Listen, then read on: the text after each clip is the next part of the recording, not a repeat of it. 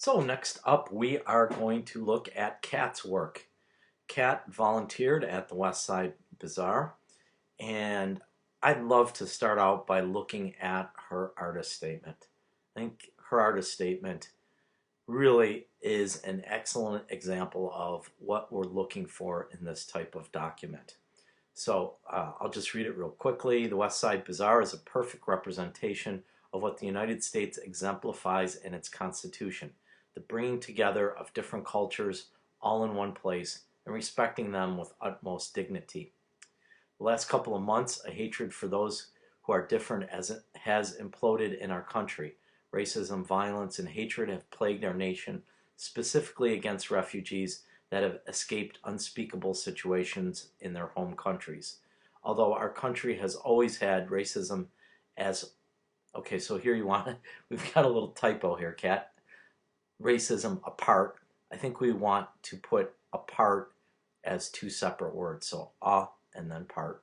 So part of its history. Why is during the most modern time period of our nation is being felt so heavily? So maybe we want to rewrite that sentence a little bit. It's a little choppy. Then, when I walked into the bazaar last spring for the first time, I felt overwhelmed and out of place. However, as I met with the very people who work there, I discovered a different, worldlier view. Through my lens, I got to see smiling faces. I saw colors and culture. I saw memories being made with their hands as they continued the same traditions that they have had in their families for centuries. I saw a group of people that were so much more than what they sold. They show they are a survivor of war and genocide. Their faces and wrinkles smile at me, but they have experienced stress and terror far further than what I could ever comprehend. These beautiful people are what makes the United States great. The bringing together of culture, religion, tradition, and ceremony make this nation unique to any other, and I get to feel all of these things when I step foot into the West Side Bazaar. So fantastic job on that artist statement. It really makes me want to go in and look at these images now and sort of see and get that same feeling you got out of it. That's what our artist statement should be. They should be kind of these little teases that invite us to come in and look at the rest of the project as a whole. So really awesome job on that. Couple little typos. Make sure you have somebody proofread your artist statement for your final, but on the whole, really great job with that. And then we jump in and we immediately see exactly what you talked about in your artist statement. We see sort of this smiley face, clearly someone who's proud of the products that he's creating there. And, I think it just says a lot about this person and their situation in life and just, how happy they are. So, great job on this image. Love the composition. We've sort of got the steamer full of dumplings, maybe those are. And that's kind of balanced against the person on the other side of the frame here. So I think this frame has been set up, excuse me, really wonderfully here, and an awesome image. Go to your second shot, then we have some nice details in there. This shows all the colors and the different products that are available there. I like that you've got the background out of focus there, which brings our attention very much clearly to all of the beads in the foreground here. I think if you had these background beads in focus, this might have been just a crazy busy image that might not have worked well.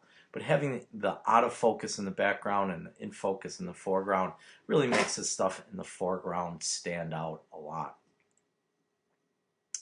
And then we've got some of the other products that are there. I don't know if it's me, computer screen here, but this image just feels a little bit blurry to me. Let's take a look at your file info. So all of your stuff here is, these are all good settings. So maybe it's just that the image itself has got a little bit of noise to it, which that noise is just the graininess that our images get when we use a high ISO, which, you used a high ISO here, but it's totally understandable. You needed to. So in Camera Raw, we have noise reduction that's available to us. We also can use noise reduction in the Photoshop interface, or we can go into what's called Nick Collection, which is a series of filters that you can buy. They're free filters. They come through Google. And in this case, I'm going to go to what's called Define 2. And Define 2 is going to automatically reduce the noise in the image. And you can see here sort of the before and the after. And we'll just let it analyze the image a second. And you can see how this image is like really grainy here. And then that noise is knocked down there. So just hit that and it'll go in and it'll apply the filter, and we'll knock down some of that noise in the image. We'll probably see it a little bit better down here. So notice, take a look in this area. Notice the before, a little bit grainy, and then the after. It's knocked down a little bit. You know, it's a subtle thing, but certainly anything you can do, any little adjustment you can make to the image to make it look better is something that we always want to do. Again, another image where you're showing the diversity of all of the different things that are available there.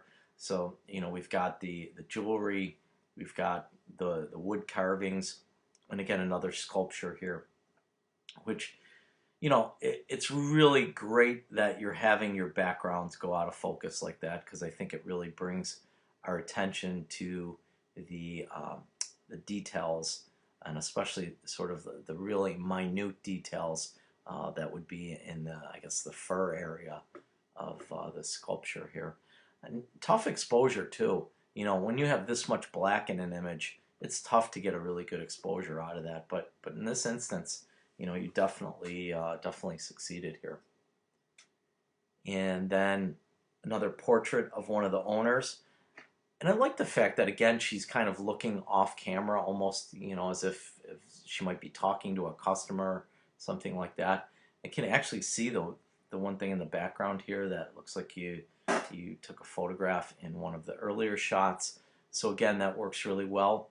The image, again, you know, this is a minor correction, but the image feels a little bit on the yellow or on the blue side, which for people photographs, we tend to want them to be a little bit warmer. So this is kind of an advanced technique, but we'll go in and do it. So I just selected a curves adjustment layer, just hit curves like that, and then go in and pull your channels down. So I'm going to select the blue channel. The reason I selected the blue channel is because it's the opposite of yellow. So if we take away blue, we're going to get yellow. So I'm just going to grab this curve in the middle and start pulling it downwards. And notice how the skin color especially tends to be a little bit warmer in her face. I think that, you know, it's again a little subtle thing, but as we're refining our images and trying to make the best images possible, I think that just helps it a teeny bit there. But again, a nice shot. You know, lots of noise here, but totally understandable given that you're probably shooting in a really low light area. I do want to just make sure if you're not shooting camera raw that you do shoot camera raw here, and you knock down your noise. Maybe I should just kind of demonstrate real quickly for you how to get rid of noise in case you hadn't seen some of those earlier demonstrations that I did. I'm just going to go into my hard drive here. We got to wait a second for it to kick on and spool up here. Come on. And let's see if we can find some stuff for you that I can find. Let's see, we'll go into this, and we'll go into athletics. Maybe not there. How about if we do something like this?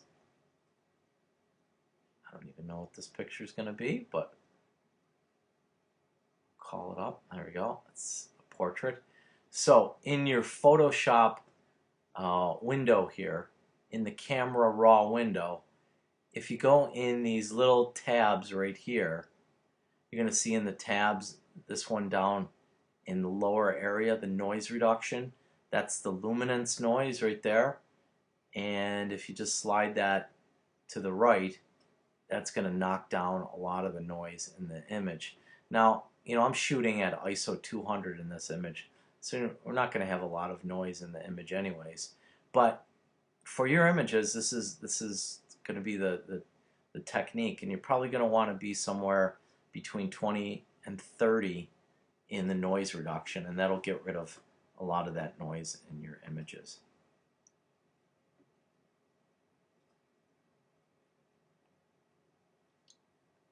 So again, I keep saying it, and unfortunately I'm going to have to say it again here.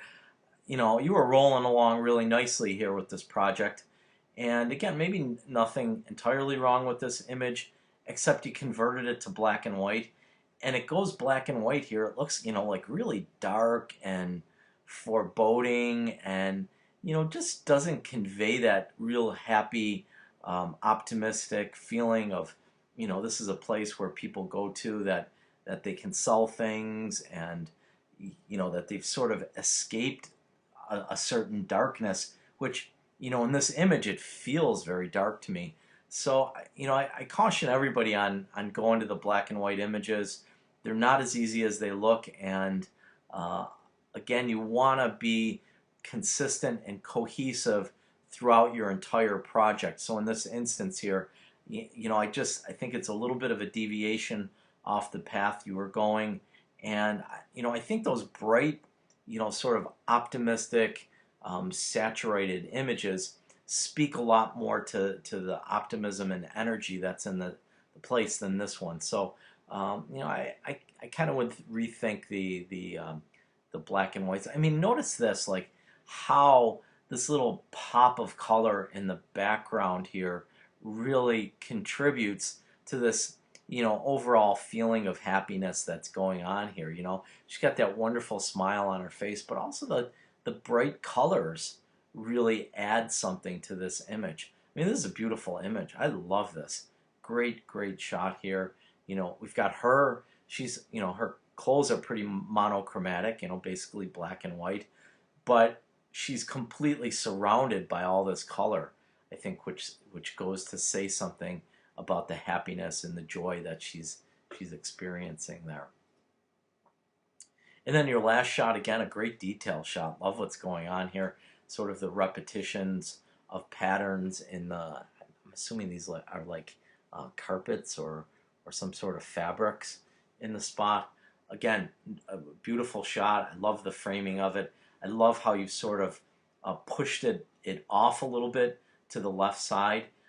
Interesting thing about reds tend to sort of carry a lot more energy than other colors in the image. So by sort of restricting the reds and putting more greens in there, in some way you've actually balanced this image out a little bit, and it works really well.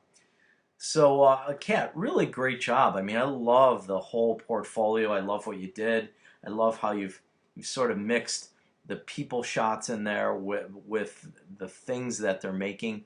And I guess, all of these bright, rich colors that you introduce to the whole project, I think contribute or reinforce that feeling of happiness and optimism that exists in that place. Just some minor refinements. I think that one black and white shot felt a little bit out of place in the project as a whole. And, you do have a lot of noise in your images, which again, hopefully, if you get into camera raw and you experiment a little bit with that luminance noise adjustment slider, hopefully you'll be able to address that noise in the future. So thanks for sharing your project with us, and look forward to your final project in the next couple weeks. Okay, so next up we have Kaylee's images. And as you can see, Kaylee also went to So Ready. And it's interesting, we've got a bunch in the class that did volunteer work at So Ready. And I think it's unique that we are able to sort of look at everyone's different approach to shooting the same type of things. You know, we had Nick doing some of his work in black and white, and then Michael, I think, he took a little bit more of a darker approach to this place. So certainly we see here, Kaylee, you didn't give me sort of an order that I should be looking at these, so we'll just kind of go through them as I've got them set up in Photoshop. And perhaps I might even be able to suggest to you a sequence for these images that we could put into. So I like this shot, sort of a cover shot. You know, it almost looks like the cover of a book here. It kind of tells the viewer what's going on here, and it invites them to step into the project and begin to look at the images as a whole.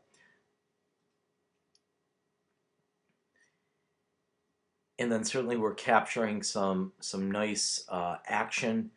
It gives us a sense of the type of activity that's taking place in this facility here. I'm almost wondering if we kind of zoom in just a teeny little bit on them here, we get a little bit tighter shot. So there's not quite as much emphasis on what's going on in the background. Although, you know, I do see a certain relevance to having some of this other stuff, because it does give us a sense of what the place is like and the kind of facility it is. So, you know, it reveals the type of environment that these people are working in here. And then we've got a little bit tighter shot. Again, we've got some really nice diagonal lines that sort of force the viewer's eye to go from the left to the right. You know, it's the diagonal line, if you remember, is going to be very active, so we sort of forcefully push the viewer into the frame here, and at that spot we've got this. You know, I wonder if this spot right here is something we could crop out, because really we want the viewer with this nice diagonal line that you set up kind of to end right at this woman. So let me actually check that off again. We'll just kind of do this, and maybe something like that maybe is the image that I think works. You know, where you still have those diagonal lines, but they lead you to a spot that we eventually land on in this image, rather than, as it was before, kind of go through this spot, land here, but then our eye kind of unconsciously keeps going here and leads you right off the page. So, you know, think about when we have lines in an image, and this is what I'm calling the line, sort of the staggering or lining up of the sewing machines. When we have a line in an image, look at it as if it's a map, and these are lines on a map, and they need to take us to a destination, or we need to land somewhere. And in this instance, you know, our eye is going through here and it's landing on her face. So again, just kind of a little minor tweak in here, but again, as we're trying to refine our images, always thinking about how we can make them better, and certainly cropping is one of the ways that we can take advantage of our images and make them the best that they can be.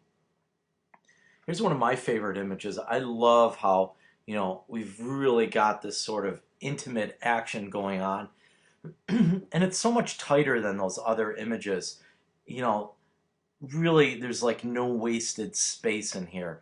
You know, you've cropped really tight to this guy, cropped really tight here, and then we can kind of see the activity that's taking place, and especially sort of their hands, which again, their hands becomes a very important focal point of this image, and it says something about the things that they do there, that, you know, they're working with their hands, and, you know, this is a very sort of tactile experience that they're going through when they're creating these handbags and other fabrics here.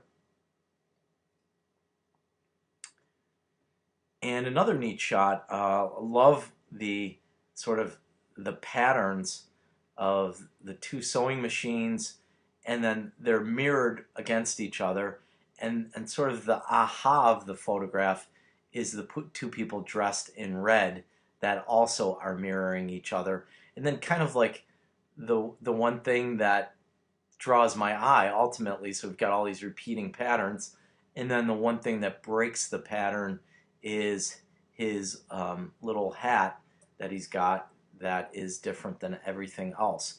So sort of a whimsical photograph, but very well seen. Really love how we've got the mirroring sides that balance out against each other, and then that one thing that just kind of stands out or draws our attention. So again, like that a lot.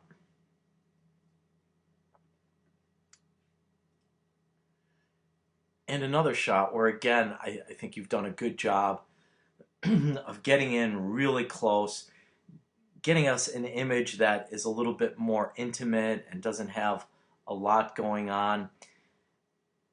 There's one little thing here that, I know it's a really, really subtle thing, but this person's head that is kind of peeking out between the two of them, if you had moved just a teeny bit to the left here, her head then would have been behind her, so it wouldn't look like it's kind of oddly peering through this little gap. And I know it's kind of a minor thing, and in the grand scheme of things, it's not that big of a deal, but I'm always thinking how to make photographs better and what can we do to ultimately make our images just have everything in the photograph contributing to the overall message or meaning or narrative that's going on. And I feel like she's just kind of hanging out in the back and really doesn't add anything to the photograph.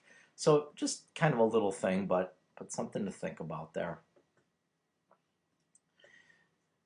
We saw this picture in Michael's body of work, and I think that your image here is just maybe a bit more successful because he had the person who was kind of half in and half out of the frame. Here you just have the chalkboard. That the neat thing about it is the chalkboard's very ordered, very linear. Everything is very structured in there. And then we've got all these fabrics that are kind of just thrown in different piles in these boxes here. So, it's almost like a yin and yang or a comparison of two different types. We've got order and structure versus chaos and randomness. So one of my favorite shots of the group. And again, maybe if we were looking at this in a sequential order, maybe I'd think about putting it in the beginning of the body of work.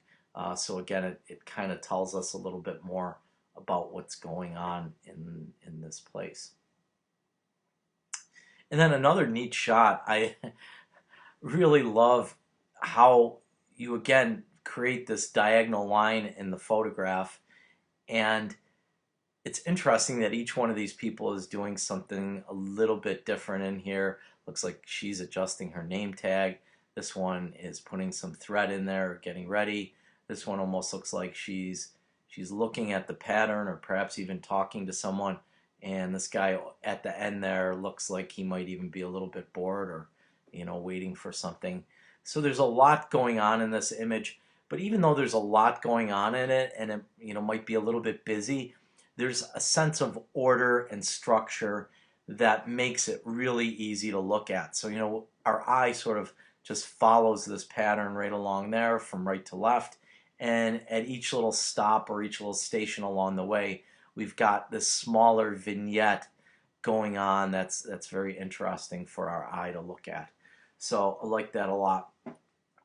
Kaylee, just wrapping up here, one last thing I just want to talk about is your images are really small here. So if we go in under image size, they're 4x7 or 4 and some change in 7 at a resolution of 72 pixels per inch. That is definitely way too small for this project.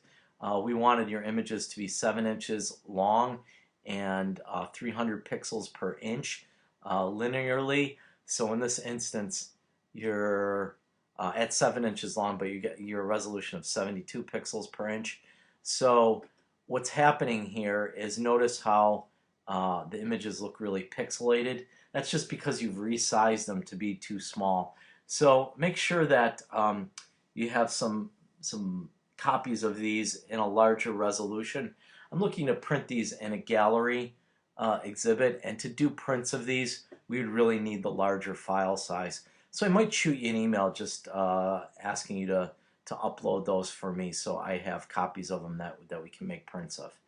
So with that, just want to wrap up your feedback and say again, great job with this. I think you really captured a sense of what's going on in this place and the people that work there.